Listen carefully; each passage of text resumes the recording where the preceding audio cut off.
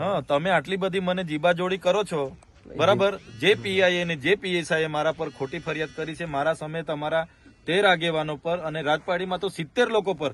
હવે 70 લોકોને મેં કોર્ટમાં તારીખોમાં કઈ રીતના લઈ જવા? એટલા લોકોને મારે કોર્ટમાં લઈને ફરિયાદ કરવાની કોર્ટ નહીં બોલાવે.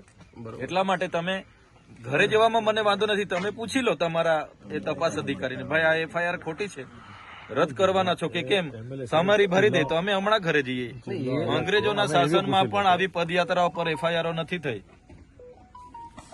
આ 4 કામદારોને અમે 30-30 લાખ રૂપિયા કંપનીમાં જઈને ઉભા રહીને વળતર અપાવ્યું, અમારી ભૂલ છે. હવે માણસ મરી જાય, 10,000 કરોડની કંપની છે તો 30 લાખ આપ્યા, એમાં શું વાંધો છે? અને કંપની વાળો બિચારો તો રાજી ખુશી આપ્યા છે, તો એમાં બિચારા એફઆઈઆર બી એ પોતે પીએસઆઈ અરજદાર બને છે. તો આટલી તો કેવી પોલીસની મજબૂરી છે કે પીઆઈ અરજદાર બને, પીએસઆઈ અરજદાર બને? ત્યાં એટલું બધું દારૂ, ડ્રગ્સ, ઇનલીગલી બધું ચાલે છે, એના પર કેમ કાર્યવાહી કરતા નથી? અમે તો સીસીટીવી ફૂટેજ આપ્યા છે 35 જેવા, એના પર કોઈ કાર્યવાહી નથી.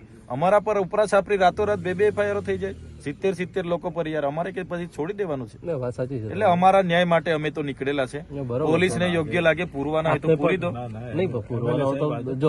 તમે કેવો છો કે અમે બોલાવીશું, તો તમે અમારું બજેટ સત્ર ચાલુ થાય ત્યારે બોલાવશો?